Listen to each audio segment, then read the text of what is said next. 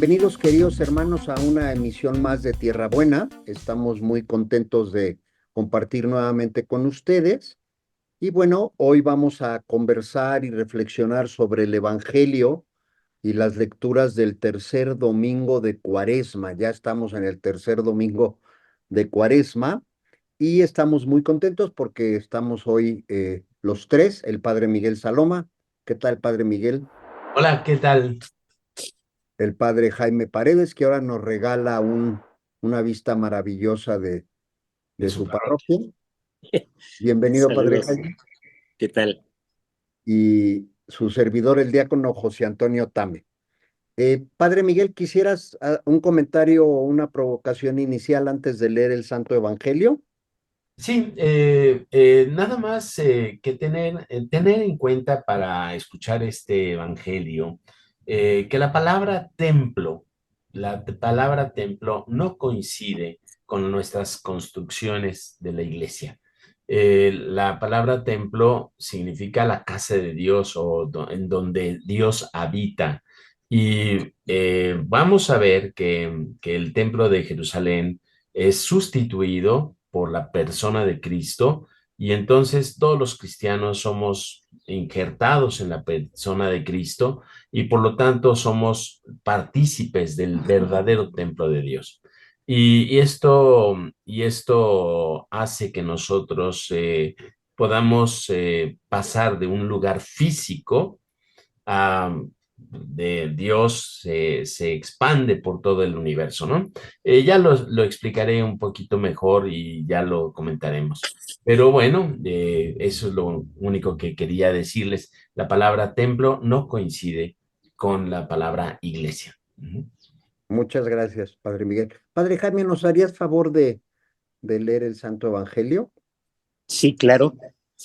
Del Evangelio según San Juan, cuando se acercaba la Pascua de los judíos, Jesús llegó a Jerusalén y encontró en el templo a los vendedores de bueyes, ovejas y palomas, y a los cambistas con sus mesas. Entonces hizo un látigo de cordeles y los echó del templo, con todo y sus ovejas y bueyes. A los cambistas les volcó las mesas y les tiró al suelo las monedas, y a los que vendían palomas les dijo: quiten todo de aquí y no conviertan en un mercado la casa de mi padre. En este momento sus discípulos se acordaron de lo que estaba escrito: el celo de tu casa me devora. Después intervinieron los judíos para preguntarle: ¿qué señal nos das de que tienes autoridad para actuar así? Jesús les respondió: destruyan este templo y en 3 días lo reconstruiré. Replicaron los judíos: 46 años se ha llevado la construcción del templo y tú lo vas a levantar en 3 días. Pero él hablaba del templo de su cuerpo. Por eso, cuando resucitó Jesús de entre los muertos, se acordaron sus discípulos de que había dicho aquello y creyeron en las escrituras y en las palabras que Jesús había dicho. Mientras estuvo en Jerusalén para la fiesta de Pascua, muchos creyeron en él al ver los prodigios que hacía, pero Jesús no se fiaba de ellos porque los conocía a todos y no necesitaba que nadie le descubriera lo que es el hombre, porque él sabía lo que hay en el hombre. Muy Muy bien, bien. gracias, Padre Jaime. Sí. Este pasaje que ordinariamente las Biblias ponen en el subtítulo de la purificación del templo, probablemente en los evangelios sinópticos no queda tan claro. Los evangelios sinópticos tienen una simbología distinta, pero a la hora de que Juan escribe en el 90, en el 90 y tantos de nuestra era, ya queda claro para los cristianos que Jesús es el verdadero templo de Dios, es la verdadera casa de Dios. El resucitado es la verdadera presencia de Dios. Y entonces tiene el Evangelio de Juan varias frases que vale la pena considerar. Primero que nada, quiero hacer una pequeña explicación de cómo surgió el templo de los judíos. Todas las religiones tenían templos para sus dioses. El judaísmo que nació, en la persona de Abraham, Isaac, Jacob, los patriarcas, Israel, eh, que fue preso en Egipto. Después de la liberación en Moisés, se da una presencia en el Arca de la Alianza. Y esta Arca de la Alianza era como el punto de reunión del pueblo para discutir la voluntad de Dios, ¿no? Cuando no había escrituras, Moisés iba como profeta hablando de la voluntad de Dios, y entonces la tienda que cubría el arca de la alianza, a la tienda de reunión, es lo que comienza a peregrinar con el pueblo de Israel, como una señal de la presencia de Dios en el pueblo. Cuando David, el rey David, muchos años después, 700 años después, no, 300 años después, podríamos decir que David establece en Jerusalén una capital política, gubernamental.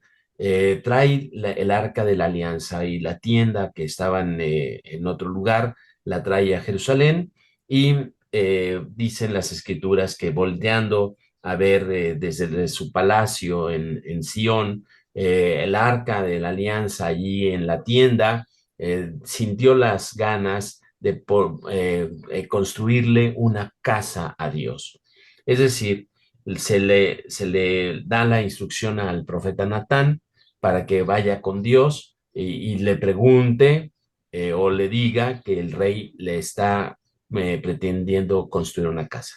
Y el profeta Natán regresa con David y le dice: Dios no quiere que le construyas ninguna casa, Dios quiere construirte a ti una casa. Es decir, de la casa física del templo, la concepción del templo, Dios le dice a David que le va a construir una familia. La casa es una palabra que puede aplicarse tanto para la construcción como para la familia. Entonces, el profeta Natán le dice: no, no, Dios no quiere casa, no quiere estar encerrado. La virtud de la tienda de reunión era que acompañaba al pueblo a donde el pueblo estuviera. Ya una casa, como un templo con ladrillos y con cantera, es un templo que no se mueve. Entonces el pueblo tiene que ir a la casa, ¿no? Más que el Dios que acompaña al pueblo, el pueblo tiene la obligación de ir a la casa en donde Dios habita. Y por eso el profeta Natán le dice a David, y David lo comprende. Su hijo Salomón ya ni le pregunta a Dios.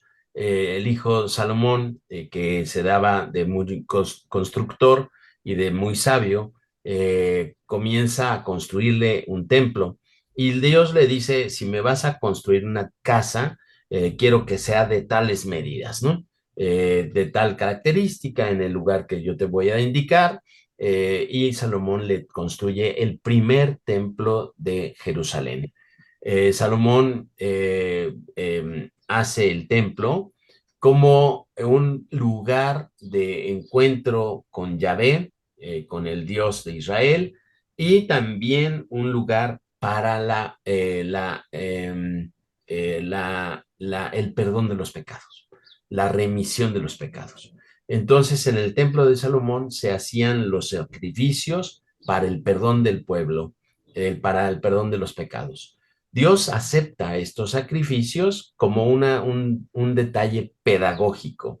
El pecado te conduce a la muerte y por lo tanto Dios te perdona el pecado. Simbólicamente, tú le ofreces un animal que muera en sustitución a ti y con esto Dios te perdona. Pero era un aspecto pedagógico. El hombre ciertamente se va por otro camino. El hombre dice, pues puedo pecar todo lo que quiera con tal de ofrecerle un sacrificio a Dios y Dios va a estar contento. El profeta Oseas dice, no quiero sacrificios, no quiero holocaustos, yo quiero vivencia, conocimiento de Dios, ¿no? El profeta Oseas centra esta práctica que ya desde el Antiguo Testamento se iba distorsionando. Catafixiar o canfiar o sustituir nuestra conversión por un sacrificio. A Dios no le importan los animales, no, ni le interesa la sangre de los animales. Sin embargo, los hombres le damos la vuelta a lo que debemos hacer, nuestra espiritualidad, con tal de hacer prácticas que no nos involucren, que no nos toquen nuestro modo de vivir, nuestros criterios, ¿no? Llegado, bueno, el primer templo de Salomón fue destruido y luego por Babilonia, que entró a conquistar Jerusalén, destruyó el templo, donde estaba el arca de la alianza, el candelabro de los 7 brazos, era toda una institución, el altar de los holocaustos, pero Herodes el Grande, 70 años antes bueno, 46 años antes de que Jesús predicara en el templo, comenzó la construcción del segundo templo. Este segundo templo tenía una explanada muy grande de 120,000 metros cuadrados aproximadamente. El santuario seguía siendo del tamaño que Dios le dijo a Salomón, pero la explanada del templo era maravillosa y la arcada, no arco, sino la columnata que lo rodeaba era una columnata muy esplendorosa, ¿no? Entonces, este templo, puede uno ver la maqueta que está en el Museo del Libro en Jerusalén, era un templo maravilloso, era un templo como una maravilla del mundo que recibía muchas visitas, ¿no? Jesús entra a este templo y dice, no conviertan la casa de mi padre en un mercado. Nosotros lo entendemos ordinariamente que no podemos vender rosarios y estampitas en la iglesia, ¿no? No, eso no es el chiste. La palabra de Jesús no se refiere a que no haya tienditas en nuestras iglesias, sino que se refiere al mercado, a la compra y venta del perdón de Dios. Los sacerdotes del templo vendían el perdón de Dios, vendían los animales que garantizaban como animales puros. El judío que iba al templo de Jerusalén tenía que cambiar su dinero por el dinero del templo y allí le recortaban una comisión y luego pagar un animal en el templo para comprarlo y sacrificarlo. Entonces, la mochada del cambio de dinero, por eso la mesa de los cambistas, luego el sobrecosto de los animales, no podías tener tu oveja y llevarla porque ya no era pura, no era garantizada por los sacerdotes del templo. Entonces, un sobrecosto del animal y luego pagar a los sacerdotes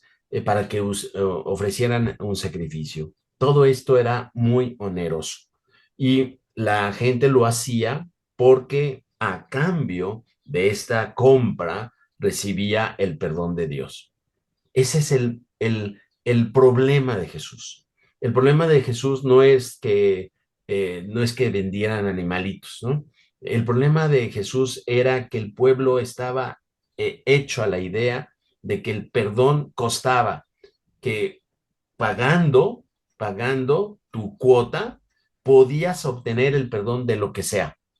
Entonces, pues te ibas del templo justificado, esa es la palabra que se utilizaba, justificado, y ya luego pecabas lo que quieras y al año siguiente ibas y ofrecías un sacrificio. Era como como un mercado de la fe, ¿no?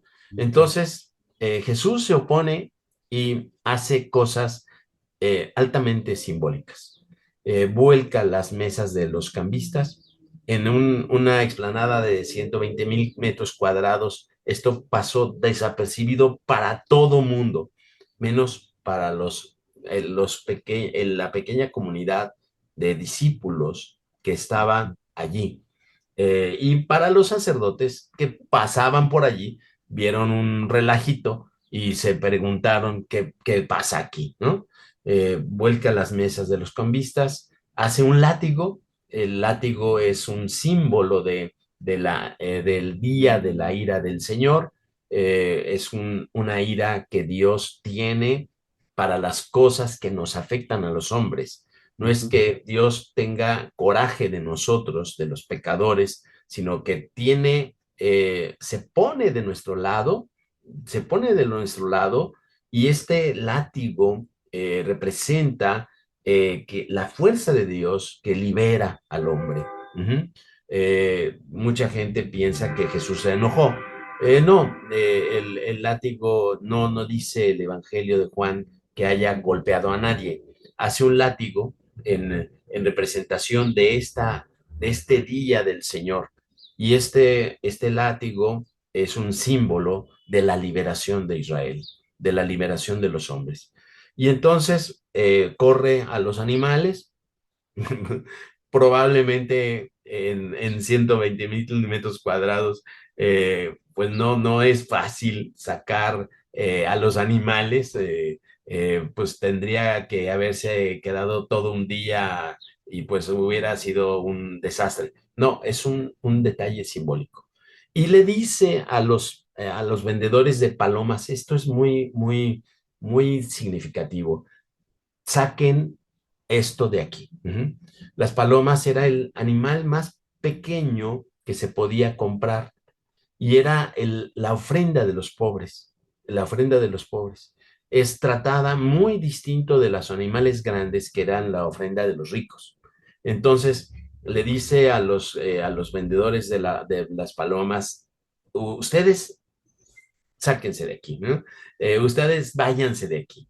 Es un trato muy distinto, pero esto expresa la inclinación que tenía Jesús para la fe de los pobres, la fe que pues los ricos y los sacerdotes y la clase noble provocaban en la conciencia de los pobres, ¿no? Entonces, la gente se da cuenta, los judíos le preguntan que si nos muestras para obrar así, y Jesús contesta de una manera extraordinaria, que nos da toda la luz. Destruyan ustedes este templo y en 3 días lo voy a reconstruir. Y le dicen: 46 años hemos pasado construyendo el templo, y tú lo vas a reconstruir en 3 días. Y el Evangelio de Juan dice concretamente, con toda contundencia, esto no es una purificación del templo, sino con toda contundencia, pero hablaba del templo de su cuerpo. Es decir, aquí no tenemos una purificación, es como lo dicen, como lo interpretan los apóstoles en un primer momento: el celo de su casa, la casa del Padre lo devora. No. Cuando resucitó, los apóstoles se dieron cuenta de las palabras, de lo que significaban las palabras. Ustedes destruyan este templo, que por cierto quedó destruido en el año 70 con la entrada de los romanos. Los romanos ya estaban, pero ante las revueltas entraron violentamente y se destruyó el segundo templo. Ahorita el muro mal llamado de los lamentos es un muro perimetral que quedó de la explanada, pero el templo está destruido. No quedó, como dice el Evangelio de Sinóptico, piedra sobre piedra. Pues es un símbolo, porque sí, las piedras no pudieron ser quitadas por completo, pero no quedó piedra sobre piedra. Es decir, Jesús hace una sustitución, un cambio del templo de los judíos que nunca quiso Dios. Nunca quiso Dios estacionarse en un lugar. El Dios de Israel nunca quiso estacionarse en un lugar. Y hace una sustitución Jesús para que la presencia de Dios en el mundo esté en su cuerpo. Y nosotros, como cuerpo místico de Cristo, podemos, como dice San Pedro en una de las cartas, somos piedras vivas de un templo espiritual, de un templo que está por todos lados. Nuestras iglesias se parecen más a la tienda de reunión que al templo de Jerusalén. Nuestras iglesias son cosas que se mueven, se van moviendo a las colonias en donde la gente está. Establecemos un símbolo de la presencia de Dios, pero la presencia de Dios somos nosotros.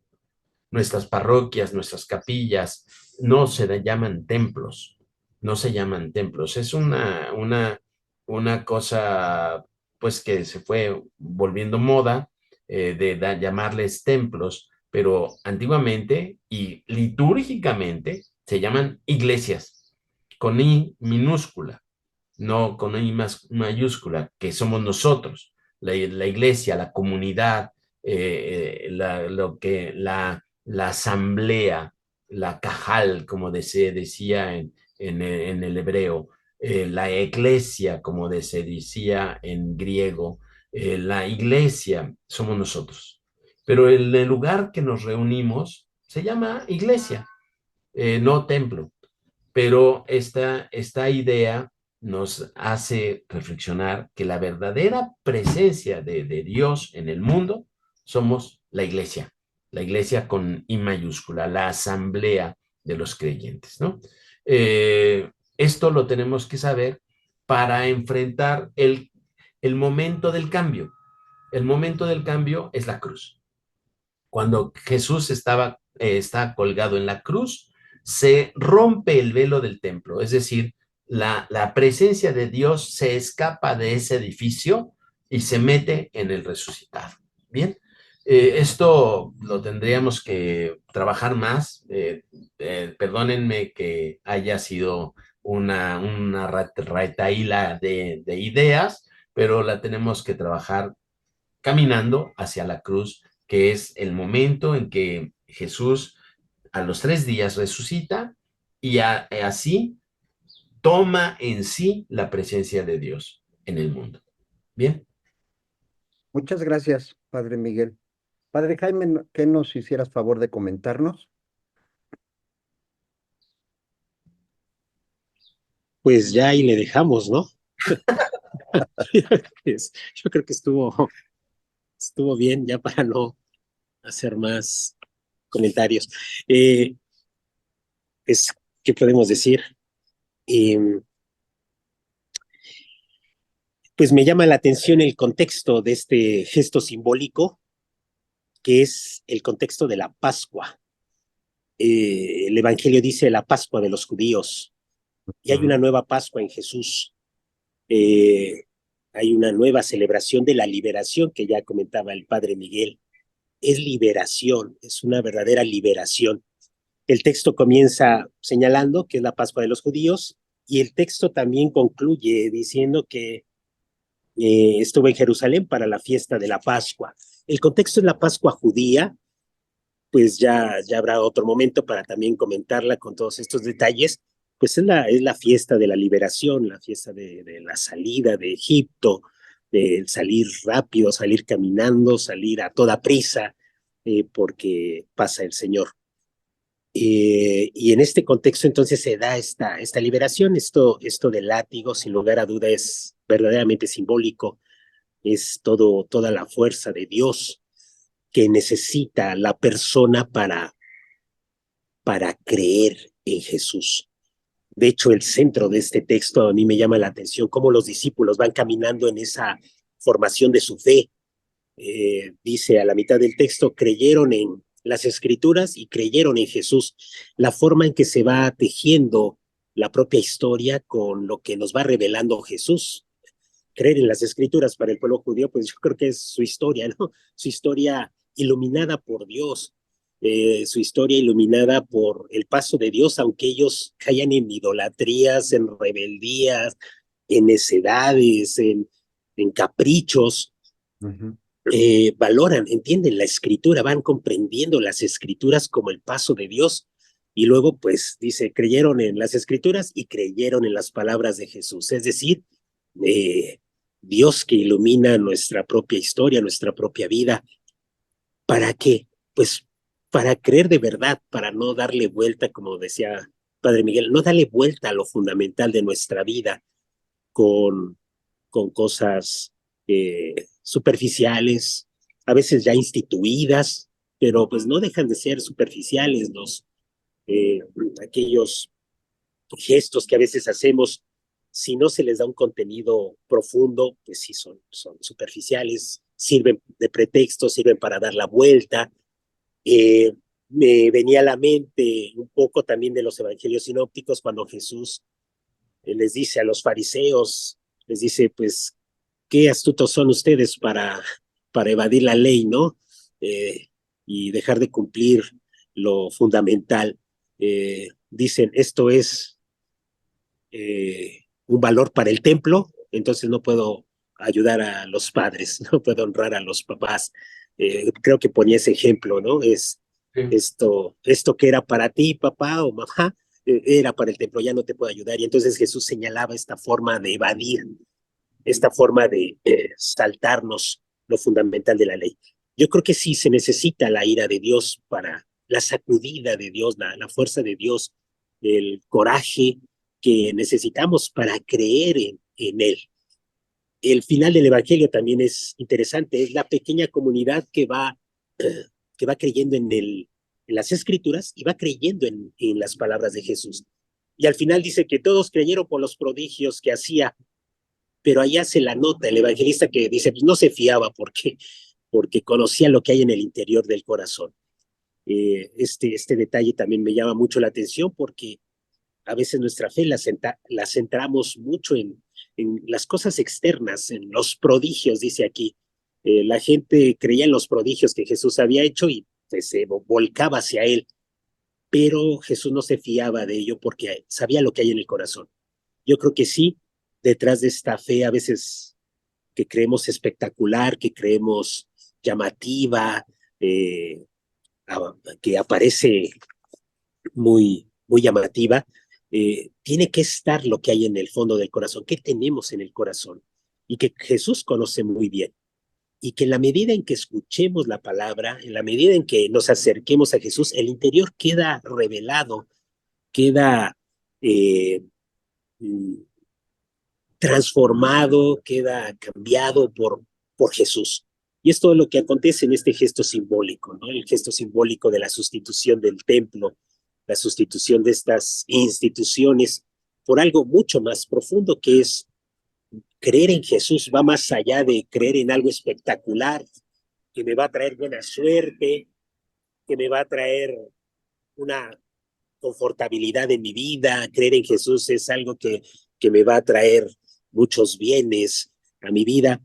La fe es otra cosa, la fe es escucharlo a Él y pues también, como decía el Padre Miguel, es entender la cruz como el lugar de la verdadera revelación, donde Dios se nos revela y donde también se revela nuestra maldad. La cruz es también, ahí podemos ver toda nuestra maldad volcada y también toda la bondad de Dios transmitida en este misterio de la cruz, ¿no? La cruz es como si tuviera esas dos partes de la existencia, ¿no? Nuestra maldad que está allí, lo que la cruz significa, la violencia, la agresión, el agredir físicamente, la burla, la traición, la indiferencia, eh, el juicio que hacemos nosotros, y la cruz se vuelve también el instrumento de gracia, ¿no? Es desde esa vivencia de Jesús que nos transmite la vida del Padre, la vida del amor de Dios hacia nosotros. Entonces, sin lugar a duda, eso hay que comprenderlo, eso es lo que se cree, esa es la fe verdadera, pero sí necesitamos esta sacudida, ¿no? Necesitamos que alguien nos libere de nuestros propios condicionamientos con los que vivimos a veces nuestra fe y necesitamos caminar, ser discípulos.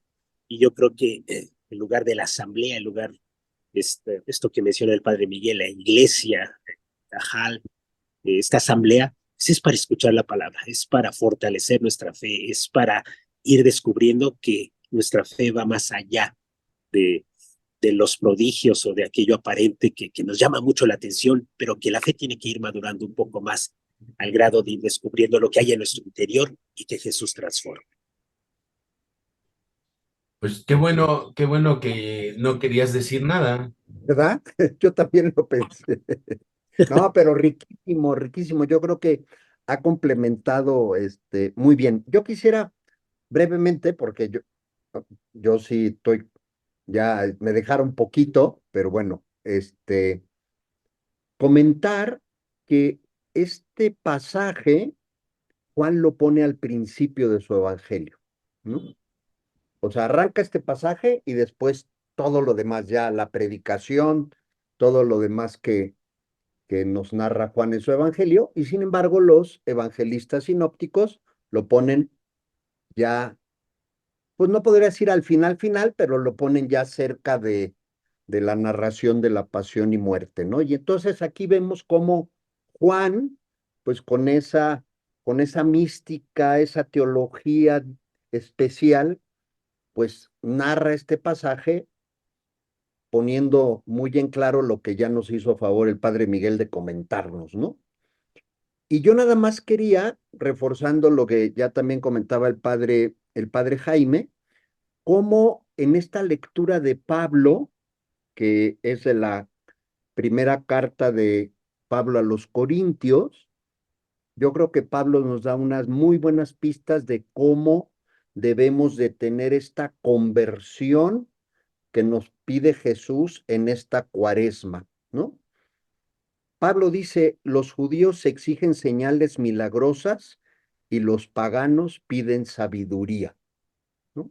¿Qué le pedimos nosotros a Dios? ¿Somos como los judíos o somos como los paganos, ¿no? Pero Pablo dice, nosotros predicamos a Cristo crucificado, que es escándalo para los judíos y locura para los paganos. Creo que en estas frases hay un mensaje clarísimo, queridos hermanos, para la reflexión, ¿no? La cruz es locura para unos y escándalo para otros. Para nosotros es el centro de nuestra fe, porque por la pasión, muerte y resurrección de Jesús hemos sido salvados.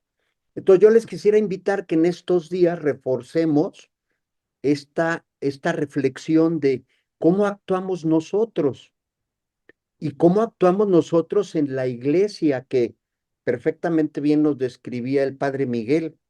Podremos decir, como Pedro en su carta dice, sean piedras vivas, somos piedras vivas de la iglesia de Jesús, ¿no?